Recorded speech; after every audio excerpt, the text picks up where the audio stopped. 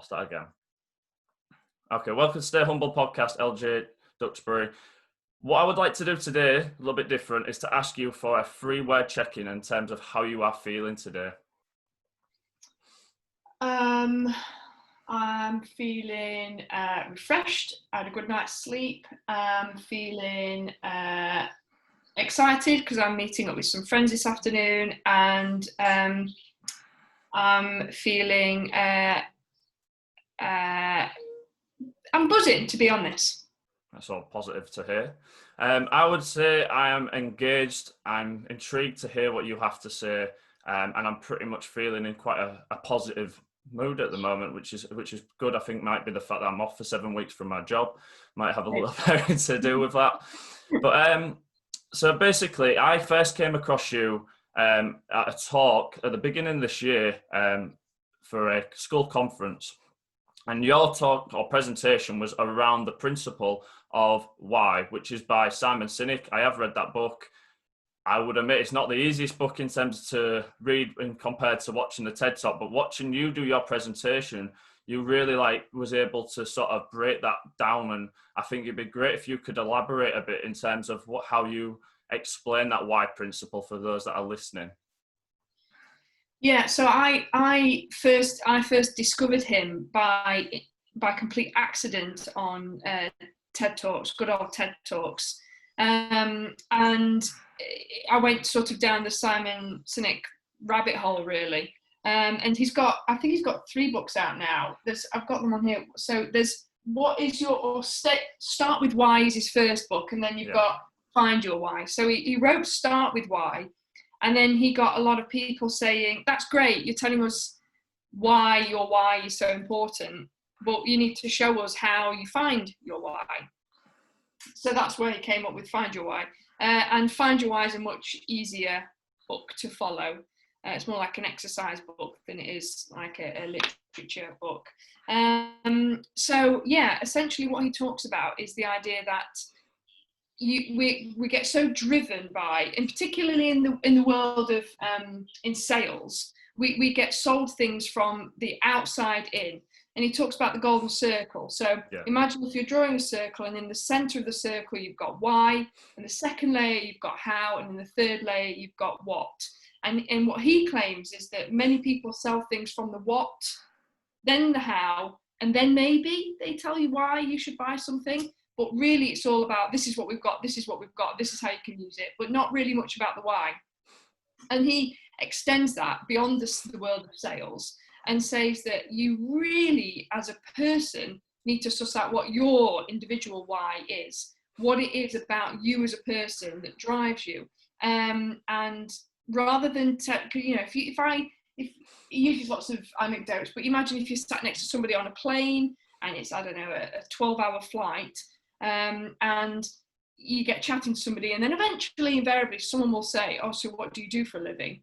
And you might say, "Oh, I work in a oil factory. I don't know." And they go, "Oh, right. So what do you do?" And right, oh, so how do you do that? And at no point does anyone really delve down or consider to ask, or maybe even wouldn't think it's polite to ask, "Why do you do that?" Yeah.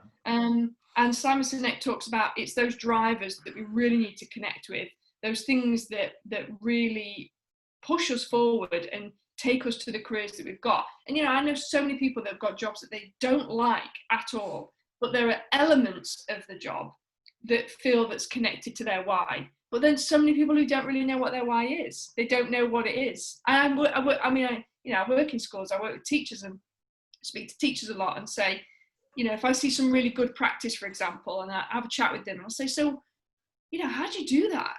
Wow, that was brilliant. And they always say, well, I don't know. And generally speaking, I say to teachers, why do you do this? This is not an easy job. This is not an easy job. Why do you do it?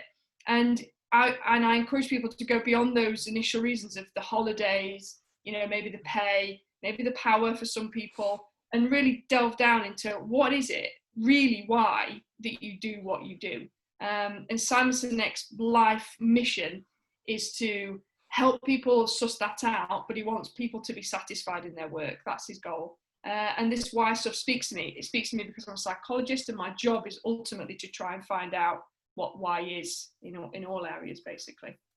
That's a really good way of showing how Simon Sinek explains that in the why principle of like the what, who, and why. And I'll be honest myself, I've been kind of on that sort of journey probably in the last couple of years, really, where I've looked and delved into my why. Particularly, this is part of my sort of Stay Humble podcast. I want to find out people's why and purpose and stuff like that.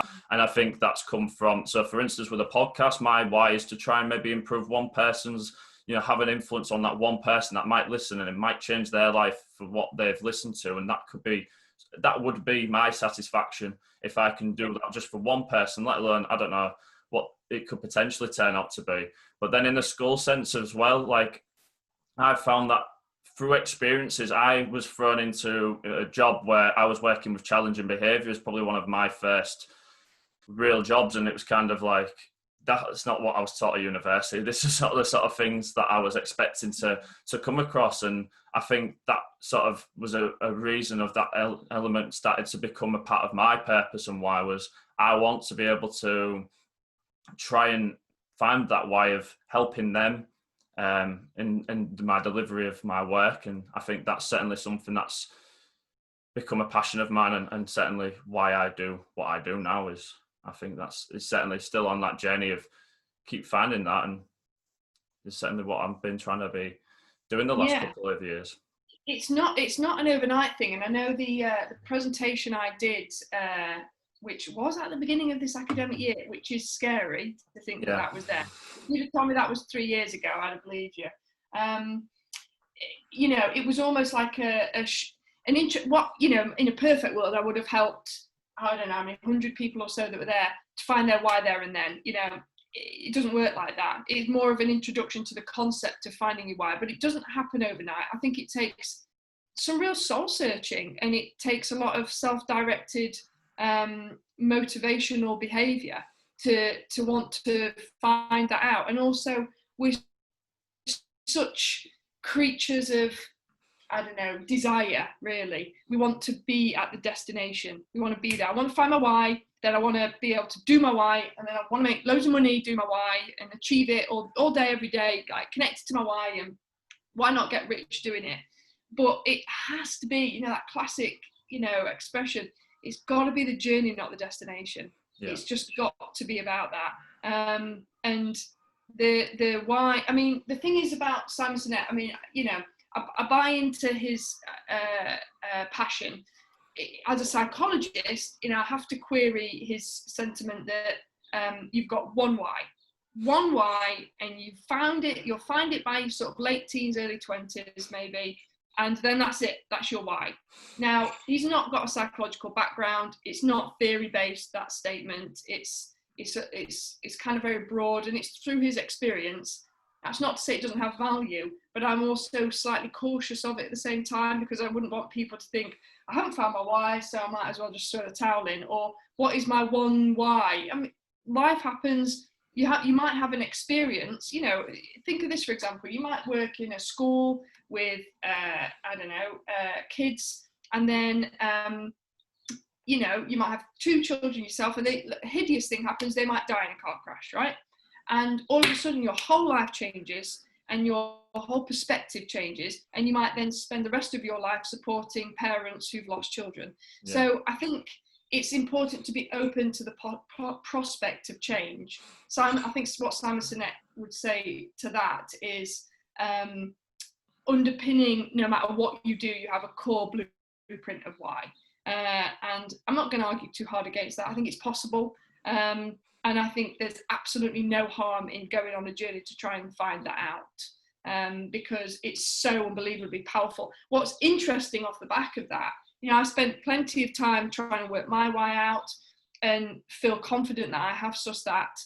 But once you've got that, you then got to work out what the how and what the what is as well. And that also takes a bit of doing to be authentically connected to your why. Yeah, I think it's something that doesn't, like you say, it's not going to just instantly happen. I just think of how you've got to sit down and write these out. It might take you hours. For some people, it may take days, it may take months. Like I say, different things are going to change them whys. Like you mentioned there, some people might not have a why, and then they might have children, and then that might change things for that perspective. Or like you say, there could be some life-changing effects of experiences where they now find a different purpose or pursuit of what their why is. And obviously, like you say, you've got to find that how and what as well to feed into You that. do. Yeah, you do. Yeah, yeah. So I definitely think there's some things as well to think about, is like you say, the how and the what. What would you suggest in terms of trying to add that to the why as well? Have you? Again, it goes back to, for me, and I'm no expert at doing this, but it really does come back to journey, not the destination. Yeah. And making sure that you are, how many cliches can I throw into one podcast? Smelling the roses, because your why, you weren't born with a why. Your why, if we're going to assume for a second that Simon is bang on with this, and it's a truth, it's a fact that you have one why. Each individual has one why. Let's just assume for a second that that's true. Although I think it's contentious, but let's say it's true. You're not born with it. It came to you through experience. And if you're lucky, you get to work out what that why is. Yeah. Yeah. In order to know how and what, you have to have more experiences. You've got to, in order to know what you enjoy, you've got to do something you don't enjoy. You have to experience those opposite, those polars. So to suss out your what and your how, you've got to go out there and fuck up from time to time, make mistakes. You've got to go out there and you've got to do things you don't want to do and do things that you love doing. And you take all of that and you put it into the what and into the how. And eventually you'll spend, if you get it right and you're really, on it, you'll feel connected to your why. Yeah. And eventually you will do more things in the how and the what that feel connected to the why. And the more of those things you can do, I think it's highly unlikely, not impossible, and it doesn't not exist, but it's very difficult to have a job where you 100% of the time enjoy 100% of the things. I think even if you wanted to be a researcher in great white sharks, which is something that at one point I really wanted to do. If I wanted to be a researcher in great white sharks, there's still, you're going to be out there and you're going to be researching, you're going to see them doing some really, really cool shit all day, every day. But at some point, you might have to go onto a really crappy data system and input all of that data. Yeah. And you might hate that, or you might have to do a presentation to someone and you might hate doing that. Whatever, in some part of everyone's job, there's bits that they don't like, but it's about finding a way of being really deeply connected to why and having as much of the how and the what as possible that's connected to it. And dealing with the fact you can't enjoy all of it all the time, because that is how it is. Yeah, like you say, you're not going to always enjoy what you do. Sometimes there might be, like I said, there's always something that you're not going to enjoy, but you've just got to try and think about that as part of your sort of purpose, I guess, definitely. What I wanted to sort of delve into now was more towards your sort of field of work, and certainly was the certain topic of this discussion that I wanted to focus on, which is around the psychology of children, particularly, like I said, I work in a school background. Yourself, you are a child psychologist in schools. I wanted to just delve into your sort of day-to-day task of being a child psychologist. Can you just give us some, like a brief day, like what a day would look like for yourself? Okay, so what it's a big question, that, and I'll try and simplify it as easy as best as I can, so as not to bore people more than anything.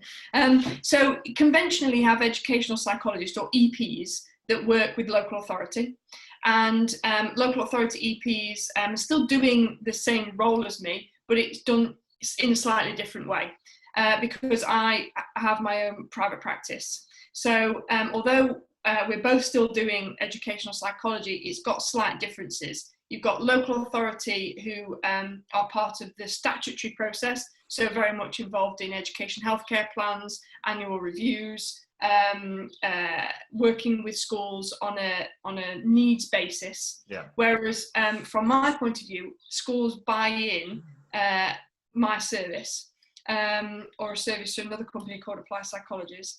And what we do is we go in and we have planning meetings with schools. So we say to SENCOs, special educational needs coordinators in schools, what kind of needs have you got in the school? Are there training needs, staff needs, student needs, community needs maybe?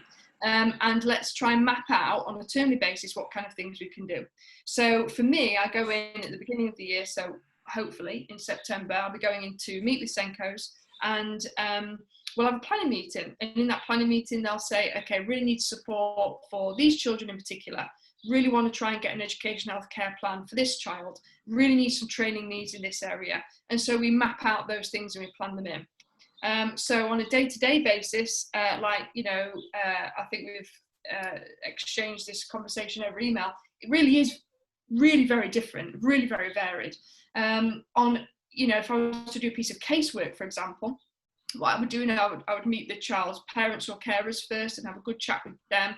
Then I would meet with the staff in school who know the student really well.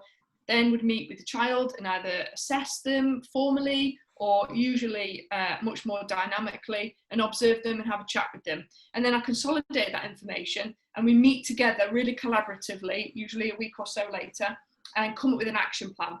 So what we're going to do to make sure, all of us, because if you're not careful, you come in as a doctor, you come in as a psychologist, you come in wielding your briefcase or whatever, and people think that you're the all-seeing, all-knowing.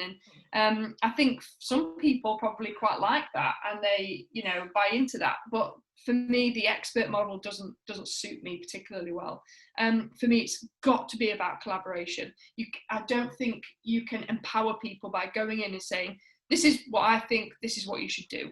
Really, you want to go in and say, tell me what you all think. Tell me what you're all experiencing. Tell me what this is like. Tell me where we want to be. And I'll say, okay, and here's my 10 pence worth. This is my knowledge that I can share with you, and we can collaboratively come up with a plan. And then we review that plan. 6-8 weeks later, depending on where you are in the term. And if it's worked, brilliant. And if it hasn't, you regroup and you continuously go through that assess, plan, do, review cycle. And then in addition to that, training. I'm a massive fan of staff supervision, because that is missed entirely from nearly all of the schools that I work in. It's just not prioritised, it's not considered. Time becomes an issue, and it's not valued in the way that I really wish it would be, because staff need a space to reflect within a professional context, not just when your head hits the pillow or when you're driving home, or incidental conversations in the staff room. So lots of staff supervision, training, lots of project work, so systemic development, so big projects that happen in schools or within trusts as well. And essentially it's just using psychology to add to a picture, not create, not give, not take away, not take over. It's completely about collaboration. It has to be about collaboration, and really empowering people as well. That's really great insight into that sort of your background in a day-to-day element. And this is what I really wanted to delve into now, is the sort of fact that you collaborate a lot with the schools. And obviously we've just going through a period down to COVID and been in a lockdown for 4 months, where schools have had children who have been taken away from school for, the basically the lockdown period and staying safe and trying to sort of social distance. And obviously now we're going to have, some children have not been in school, say, from March to September. So there's going to be a period of 6 months to reintegrate them. Obviously, there's going to be some numerous challenges for children, i.e. reintegration through routines. Routines have been changed in terms of sleep times, the fact that they're not going to school, they're not probably using uniform, they're probably not doing the workload that they were doing, stuff like that have an effect. Being around parents where there's possibility, and this is not the nicest things to be discussing, but there will be possible sides where they've maybe either seen domestic abuse or been a part of domestic abuse, which according to the UN was a shadow pandemic across the world in terms of domestic abuse while this has been going on. And that children also may have been in situations where their parents have broken up or relationships have, tailed off. What are the, these are huge psychological changes for children. How do we reintegrate children back into school? And I can imagine, like you have probably been inundated with this for months. You know what? You'd be surprised, actually, David. Schools haven't particularly reached out to educational psychology. And there hasn't been, in terms of reaching out to psychology, I know that these things have been considered, but it hasn't necessarily been something that schools have reached out to psychology for. And I think there are a number of reasons for that. I think that schools went through a bunch of phases when this first kicked off. And the first phase was a purely reactive phase. We're kind of expecting schools to close. And we haven't got much time to prepare for that. It came out of nowhere. We're kind of expecting it to happen, but even when it did happen, it's still a hell of a shock. Yeah. It's still a huge shock, and so schools had to react very quickly to that and react to how they were going to close, how they were going to stay open, who they were going to stay open for, taking government directive, but also local authority directive, and then in-house directive.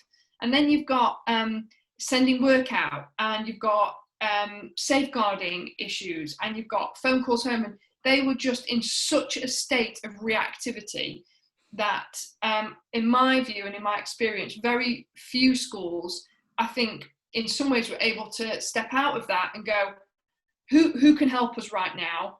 I need to pause and then make some decisions. And I think arguably they didn't have much time to do any of that.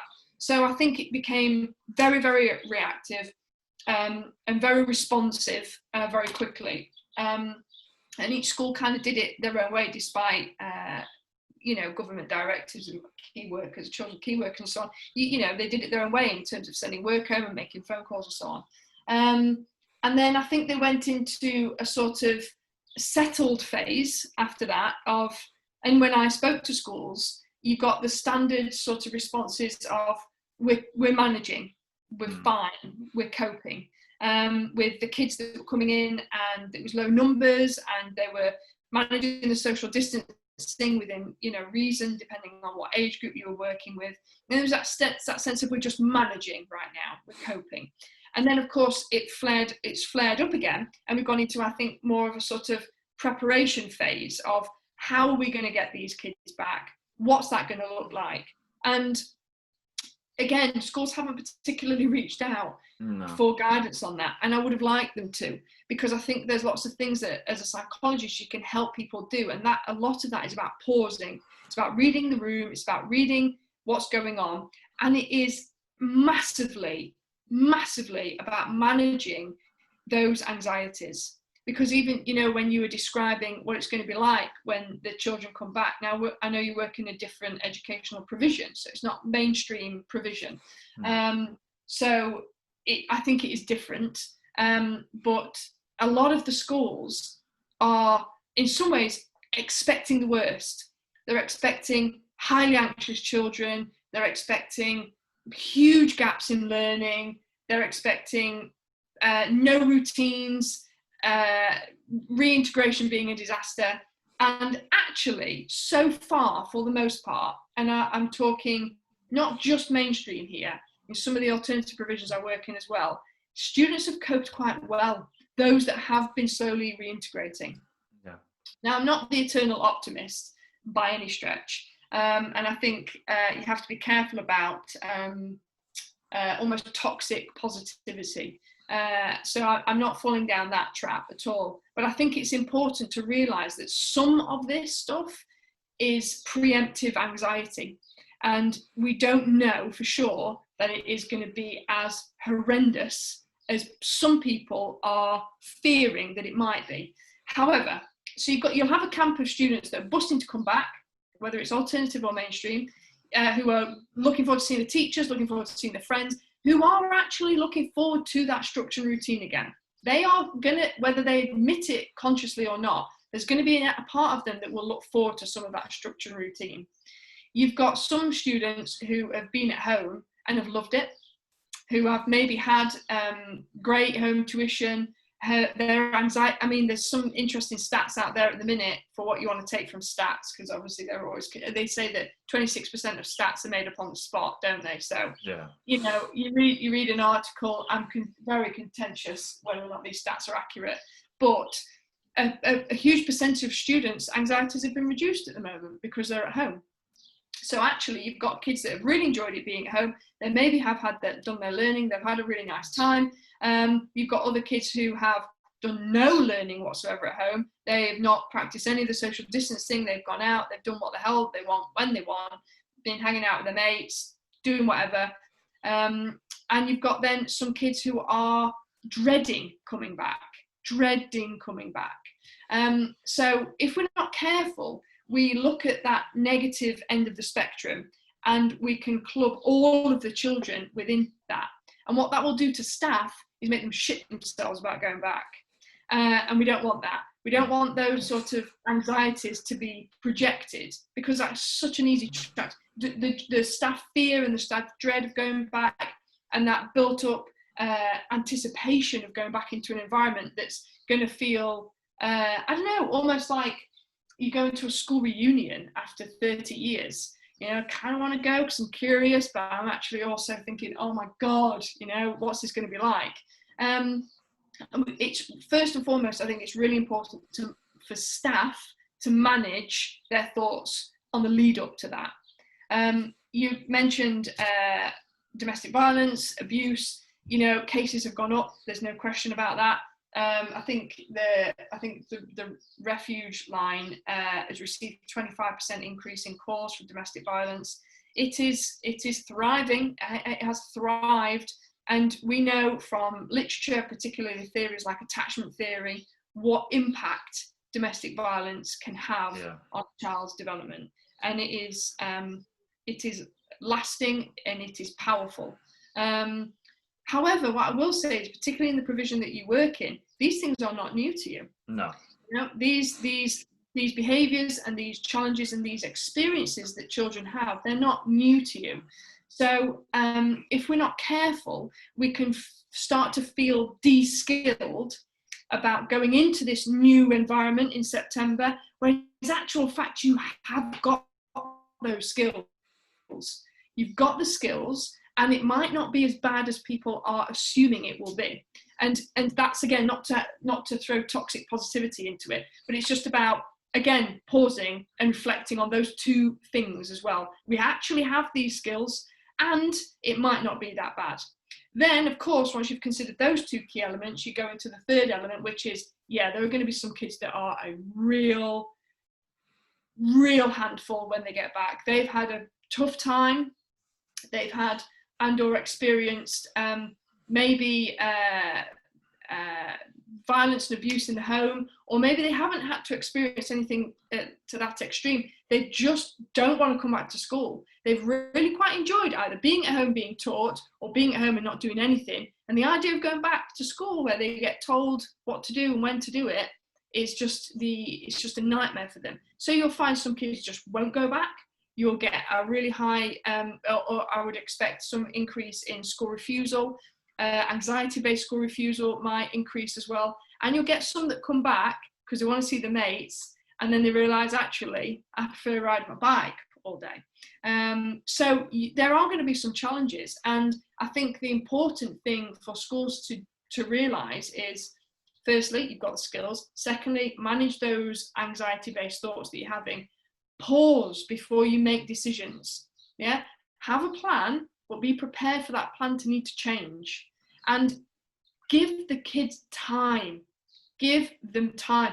Just like staff. If any one of these staff had been off through illness from anyone, if you worked in a plastic factory and you were off from March through to September, you would have a slow integration back into work. You'd have a transition move back into work, to get back into the swing of things again, to get back into getting up early, to get back into the environment where you're working at 100 miles an hour.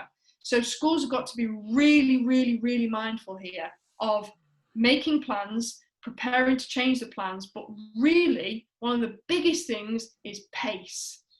Really thinking about the pace and monitoring that pace really carefully, or you're going to get burnt out staff before the first half term. Well, you've just given me such a deep sort of answer to all that sort of that question, and I'm shocked in a sense that no one sort of kind of come to you sooner. Like you said, no one kind of delved into that sort of looking at the psychology. I mean, like you say, like where I work, a lot of our personal development is very key and important. And I was wondering there, like in terms of what do staff need to do in terms of curating sort of a timetable to fit that sort of social, sort of psychological sort of framework? Because there's another little factor as well. So the children that from our school, particularly the year sixes, they never got to do any sort of transition to their sort of secondary schools, and the same for the children in our classrooms. They were able to transition to their new teachers this year. So that's going to be a whole new thing that schools need to consider in terms of there's going to have to be some sort of transition period when they start. Like you said, maybe it will come with giving it more time. I just don't know what your thoughts were in terms of that not being able to happen this year is going to have a bit of a factor. Yeah. There's a few things that, I mean, there's so much information on the internet. You know, when this all cracked off, so much information, and really anything that anyone needs to know is available on the internet. You know, your recovery curriculum, your staff resilience packages, like it's all there. It's all there. And the British Psychological Society pretty much got all of that on their website. You know, it's all there. But what I would say is, for me, what's really important is when, you know, is endings actually, and the opportunity for people to properly have an ending. And some of them had that taken away from them. They sort of had that ending robbed from them. Yeah. And I think actually it would be really cathartic and really valuable for that to be named. It doesn't mean you have to do the last 3 months of year 6 again. It doesn't mean you have to, you know, the thing is, we had this curriculum, which is questionable value, and yeah, that's a different podcast, isn't it? But and that box of the curriculum is you're gonna have to take the sides down on that. Yeah, I wholeheartedly suspect they're talking about by 2021, we got it all back together, we're all fine. But until that point, you've got to take all the flaps down on that and go, right, what do we really want to keep? Let's take that and put this into this new box, if you like, of reintegration and transition back into school. What's useful? What do we want? And take those bits out and put them in to create a new framework. And some of that is going to be really naming it to the kids. And yes, you're, you know, teachers and leaders, and they're looking to you as role models. But that doesn't mean you've got to have all of the answers all of the time. I think a lot of it is about you going, okay, right, we're going to get through this together. I'm in this with you. I'm here. I'm here to keep you safe. I'm here to protect you. I'm here to lead you. But I'm in it with you as well. And so I think having moments, taking those flaps down basically, and going into this new box or whatever you want to call it, and being able to say to people, okay, right, you didn't get to say goodbye. You didn't get to transition from your year 6. So let's have a moment where we can really do that and think about how you can do that in a really creative way that basically just puts a marker down to say, we've done something to say that was the end of that. And now this is the beginning of this. Otherwise, what will happen is people will hit the ground running and they won't nod to what's been, and they'll be making it up as they go along. And kids know, right? They know that. So I think structure, but it's got to be a new kind of structure. And I think it has to give a nod to what's been lost, to validate that, and then a marker to say, this is us moving forward. That's really good to hear, like your theory in terms of making it so that it fits the needs of sort of the children in terms of reintegrating, like you say, making sure, putting stuff in that's relevant, and obviously taking out the stuff that's not, and making sure that that's going to make a better sort of learning experience for them. I wanted to ask as well, in terms of parents possibly listening to this podcast. How can you advise them in terms of helping their children reintegrate into September? Does that come down to what's going to happen in the summer holidays in preparation for that? Or would you just think it's just when school starts, we start that reintegration from there? I think that, again, if we're not careful, anxiety takes over, okay? And from my cutting through the bullshit, basically, going straight to the chase on it, as a parent, just be mindful of your own anxieties, because they're yours and you're entitled to them. Have them, they come from a place and they're there for a reason, but they're your anxieties. And actually, if you're not careful, you can project those anxieties onto your children as well. And then that child might not need to have those anxieties because they're yours. That doesn't mean there isn't stuff to worry about, and it doesn't mean that the child isn't worried, but it is important to be able to separate your anxieties from theirs, because then when you do that, what you can do is you can support them with the things that they're worried about, rather than you supporting them just because this is a scary situation. I mean, I've said this from the very beginning, when people are saying, oh God, school's closed for this amount of time. I can't think of any other, I'm sure there are, but I can't think of any other profession that have the experience of having sometimes 8 weeks out of the profession. Kids and teachers, 6 to 8 weeks or whatever of the year, do not go to school. And we never worry too much about kids reintegrating after that, because we do it every year. We're used to it. And kids know that, and they get used to it, and they're excited about holidays. And yeah, there's learning that's lost, and yes, some behavioural stuff needs picking up, and yes, there are safeguarding issues that happen in that 6 to 8 week period. However, you have got experience of having a big gap. You have experience of that. It happens every single year. This gap is just bigger.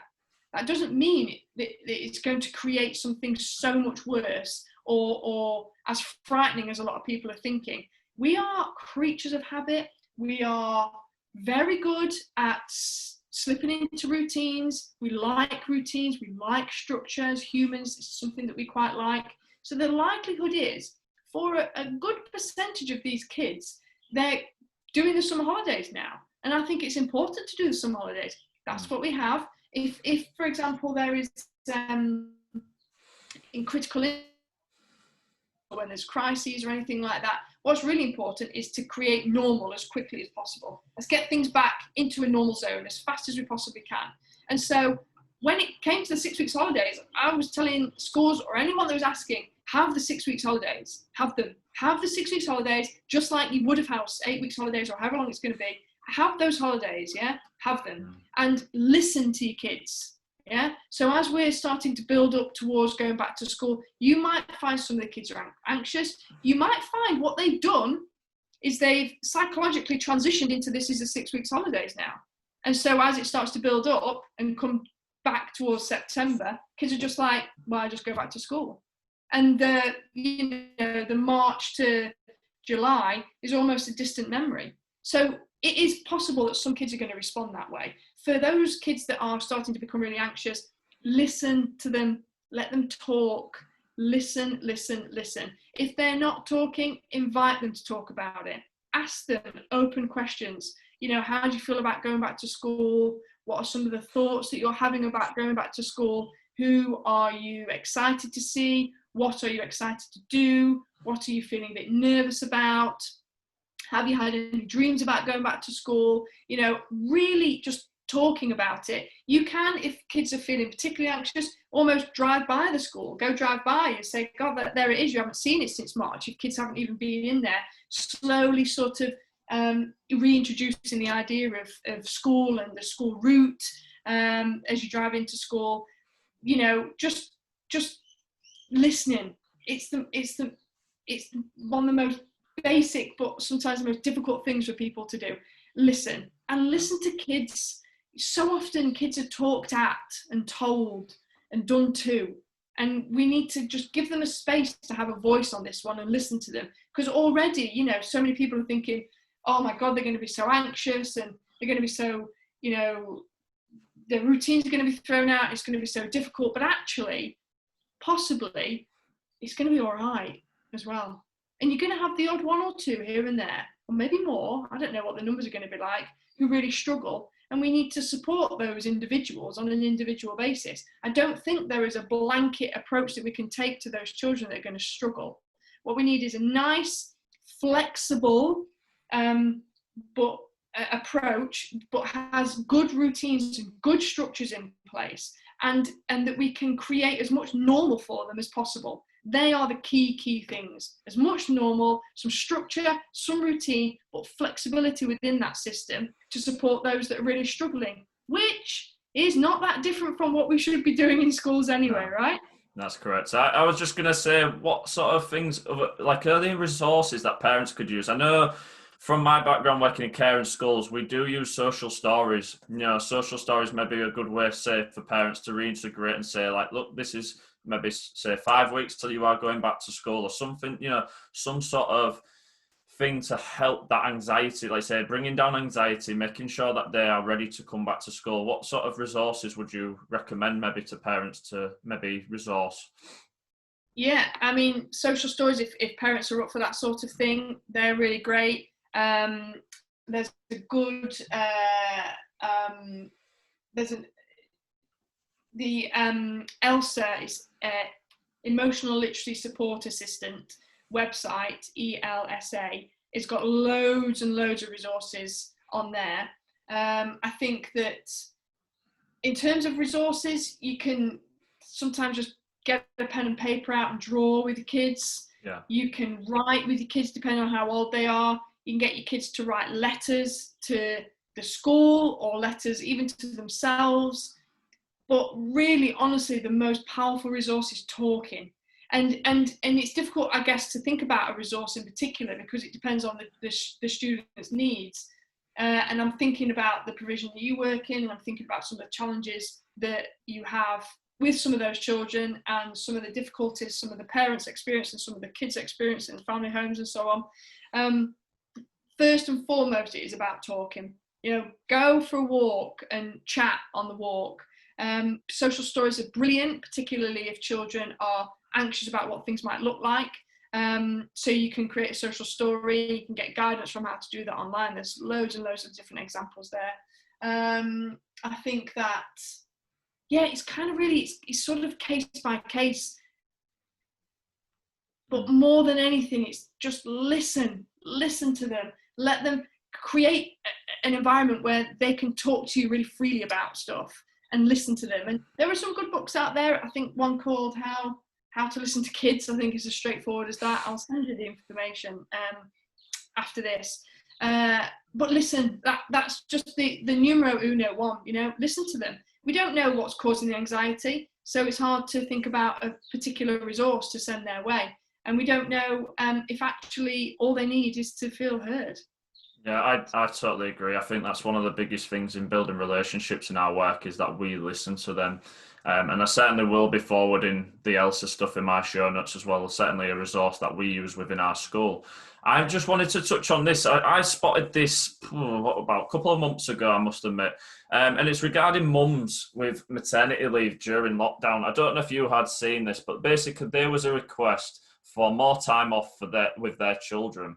And basically saying that their children haven't had the opportunity of their babies basically being able to socially interact with other children or other parents. Is that something you personally agree with from a psychological background, or is that something that's, I don't know, it just was quite an interesting thing I saw and was surprised. It was a little bit unsure because obviously it's the early... Interesting one. I think, what do I think about that? Well, look, I mean, I'm no jobs worth. I'd be all up for people spending more time with their babies. If a parent wants to spend more time with a baby, then amazing, quite frankly. Yeah. But you're going to have a government and there's a psychological answer to that, and there's a societal, governmental answer to that. The government and workplaces are going to go, sorry, no, you've had actually loads of time at home and you've got to come back to work. From a psychological perspective, the more time you can spend with your child, the better. So it's a tricky one, really. But I think, it's very true that babies, particularly who've been born at the beginning of this, have had less social exposure, but they have had more concentrated exposure with the primary caregivers. Now, if you want to get really evolutionary about this, and this is just one perspective to take, is little caveman, cavewoman have their baby, and maybe let's, get really evolutionary about it. Caveman, he buggers off because he wants to make more cave babies. So cave mummy and cave baby are there, and they didn't have, they weren't going around to their mate's house every night. It was cave mummy and cave baby. So it actually was really isolated, and it was really intensive. And if anything, that cave baby was of no interest to any other adults because they weren't part of their little cave clan or whatever. So actually, that really concentrated time is really valuable. I think, there's lots of people that are doing like online sensory classes and so on and so forth. And I think some parents are perhaps a little bit anxious that their babies are not going to cope well in social situations because they haven't been around new babies. What I would say to that is slow and tentative integration. Mm-hmm. So if you're going to, go from no one's held the baby since March, don't go to a party with maybe 50 people and let everyone have a hold. Some babies might like that. Some babies might not care at all. But other babies might be completely overstimulated by that and it'd be too much. So have 2 people around the house and let them hold the baby and so on and so forth. I think that we simply cannot have this time back again. It has happened, it has been done. And the key is to capture from it what we want to keep and to not worry too much about the future. Replace those, and if you're going to have anxiety thoughts, have them, of course, like, I've not been able to socialize my baby, I'm really anxious about that. Replace those, prepare for them then. If you're going to have those anxiety thoughts, right, I've not been able to socialize my baby, how can I socialize my baby? I can invite 3 friends over and let them all have a hold and see how baby is. I can have a little sensory class at home. I can get some sensory paper and teddies and see how they're coping with that. I can then go meet another baby and slowly build it up. So counteract those anxiety thoughts with proactive things, but then at the same time, move some of those anxieties sometimes and put a bit of hope in the mix, and a bit of positivity, because actually and I know a number of families who've been gifted with the idea that they've been at home, it's been, partners at home with their new baby, and actually it's been lovely because it's just been them and they've got to learn about each other and they've got to be with one another. So it's about capturing what you want to keep, noticing the anxieties, preparing and being proactive about the things that are making you anxious, but also having a lot of hope. Hope is just such an unbelievably powerful emotion, and make some space for that as much as they can.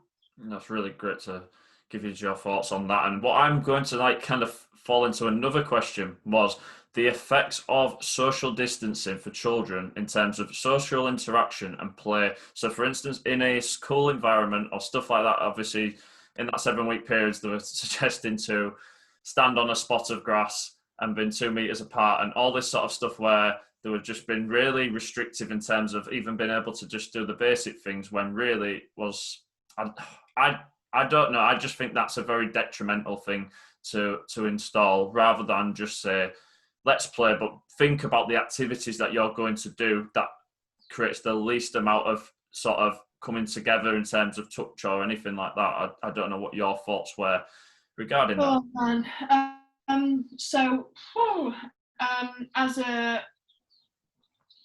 As a viral biologist, I can't really answer that. But as a psychologist, I can, and those 2 perspectives could clash heavily.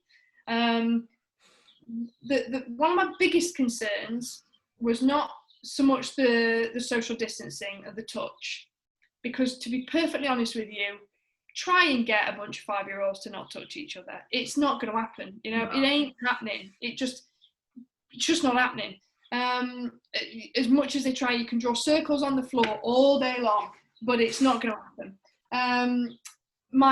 so I wasn't so much concerned about that, because again, that's not forever, and it will end, and they're going to do it anyway. And they are able to be in physical contact with their families, and they're likely to be in physical contact outside of the home when they're inviting friends over and everyone's playing in the garden. Social distancing is not going to be happening in those contexts. So they're still getting that physical connection. And so I'm less worried about that. What I was worried about, particularly in the very early years, is that they were almost stopping play. And that was a concern for me. Although I understand it from a scientific and a safety perspective, that is how kids learn. That is how they learn. So yeah, I agree with you. It's about finding that perfect balance, as we all have to find in life, of how can we still enable play and interaction without it being, too high risk. But my honest view on it is, I think as time goes on, people are going to care less and less and less about it. You can see it already happening now. People are not being as on it as I think they perhaps were at the beginning. So I think and I'm not saying that's right, but I think that's just the natural way it's going to go. People will care a little bit less, and kids are going to go home, or young adults are going to go home into their environments, and it won't be happening there. And then they're expected to do it at school. It's going to be really tricky. But in the long term, I don't think it's going to have a huge detrimental effect. I think it's something that's here now. We'll learn to manage it, and then in time, it'll be okay. We get used to things quite quickly as humans. We do. We get used to things, and then they change, and we get used to them again. Look at that when you go on holiday. This is a really, really crass analogy, but I'm going with it. So when you go on holiday and you maybe go to a country that have drainage issues, and you go to the toilet and they have a bin, and they say, you've all got to put the toilet paper in the bin, right? And it takes you maybe a good 3 or 4 days to actually do that, the way that they sign on the back of the toilet, put the toilet paper in the bin. It takes you a few days to do it. But then eventually, on maybe day 4, maybe day 3, 4, you do it. You do it every time. And you're like, yeah, I've got this down. Then when you come home, maybe the first few times you go to the loo, you go to put the toilet paper in the bin. And I know people talk about how many days it takes to form a habit. I think everyone's different on that. We can form habits really, really quickly. And I think we're going to habitually get out of maybe this touch world. And then when we're allowed to again, I think we'll flow back into it. Yeah, I think that's a really good way of looking at that, really, in terms of just that I'm just trying to think how to word that, but just like I say, I think play was such an important thing to consider, and to take that away could have been such a detrimental thing. But I like to think that we'll move past that now. And I wanted to just kind of briefly ask again, how do you see the future of sort of child psychology changing in schools post lockdown, post COVID? Hopefully, where do you see that in the future? I mean, for me, this COVID hasn't changed what my view of that is, to be honest with you. I think there's always going to be a place for psychologists to work and casework and work with individual children to try and help make a difference and to try and help that child to be the best version of themselves. But my view and my often preferred work is to work much more systemically. So look at schools as systems, and look at school cultures, and help create schools help support schools to create a really positive school culture.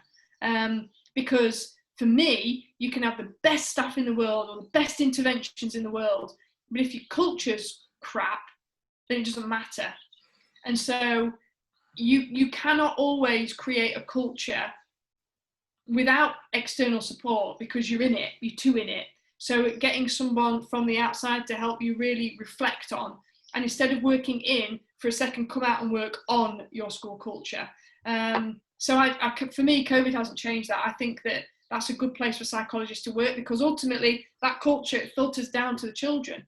Instead of me going in case by case by case and supporting children who've got attachment issues, one after the other, do some training, create a school culture where it is ingrained in the practice, basically. Yeah, I'm a big advocate on culture in terms of coming from a sports team and sports coaching background. I understand the importance of building a good culture, and certainly something that everybody buys into as well. I think they're the main sort of principles of culture, and certainly think that has a improved factor in schools, I certainly would think. And Um, this is a good opportunity, you know, if you want to use the COVID thing, it's a good opportunity for schools to regroup. You know, it's such a good opportunity for places to regroup and go, what were we doing that wasn't particularly good? What were we doing that was excellent? And capture what you want to keep. I mean, I keep going back to that expression because there's been a moment of change, a moment of forced change. And that forced change, really, you want it to be able to elicit reflection. And from that, you want to be able to take, just think about capturing what you want to keep from it and move forward in a slightly different but more positive and more hopeful direction. that's really good. Right, I've got a final couple of questions to ask you. I haven't forwarded these questions onto you, so they're kind of more of a thinking sort of question. So my first question is, what does it mean to be human? Um, uh, I think it's interesting because the words that spring to mind for that are actually interestingly quite negative. I think uncertain. Mm. I think to be human, I think to be human is to be uncertain. I think it is about searching, and I think it is about desire, and I think it's about confusion, and all of those things. I think being searching and confused and trying to make sense of it all with desire thrown into the mix. And I think if the universe were a human, I think he or she is looking on us like little babies, little naive babies who are just bumbling around trying to make sense of it all and wanting things along the way. Now, I was really interested to get your sort of viewpoint in terms of a psychological sort of thinking. I thought it'd be something in terms of discovering and finding that sort of way. And the final question I'd like to ask you is, what keeps you sort of humble? What helps you to be stay humble? I guess if humble is an interesting word because, and as I mean, language fascinates me, but humble is an interesting word because I think the true meaning of humble can get lost in how it is often used in context. And so if I was to perceive humble as meaning modest, then I think nothing made me feel more humble or modest than when I was awarded my PhD. Because at that point, and very quickly, I realised that how I often saw other people with that kind of title as all seeing and all knowing and respectable people. And then I met a bunch of them who weren't. And I realised I didn't really know very much. And so I've so very quickly realised that a title or a job or the privilege that comes with that is something to be extremely mindful of, and for you to never get above your station and never assume, and I tell people this a lot, never assume someone's title tells you anything about them, because it doesn't. I think being connected to your roots, I come from very humble backgrounds and still very connected to my humble backgrounds. I don't think you have to have humble backgrounds to be humble, but I think that it can help a little bit. And I think that meeting the families and the children and the people that I meet makes you realise what privilege you have, and makes you realise how lucky you are, and keeps you as grounded as you possibly can, because grounded people are much more easy to be around and much more manageable to palate, I think.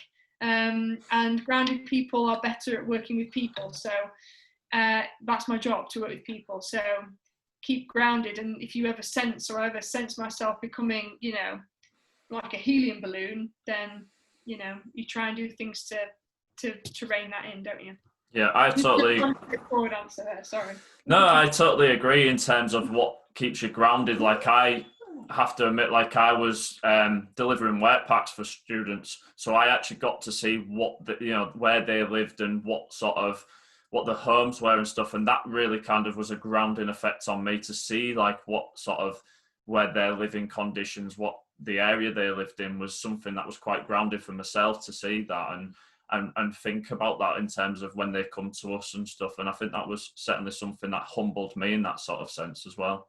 And I think it's interesting that the questions of what does it mean to be human and how do you stay humble, and the order of that makes sense, because for me that really everyone is just really confused and everyone is just uncertain and everyone is searching and everyone has desire and I don't know if anyone's got it fully sussed. I don't know. Maybe Buddhists. Maybe they have it sussed. They're this, enlightened Buddhists who are not preoccupied by power, money, and material objects. Maybe they have it sussed. But ultimately, I feel like everyone's bumbling around. And what I enjoy doing is getting through all that bumbly facade of human who's trying to present us, I've got it together, I'm sussed, I know where I'm going, I know what I'm doing. Get through all that bullshit to find this bumbly little naive baby that sits in there. Because that's what all of us are behind all of this facade. We're just these bumbly, uncertain babies. And when you connect with someone else's bumbly, uncertain baby, that is true, authentic connection, human to human connection. And that's powerful when that happens. Well, this has been honestly this has been such a great conversation to have with you. I would just like you to maybe just suggest anywhere that people can maybe try and reach out or connect to you in terms of maybe getting any resources or any help if that's possible.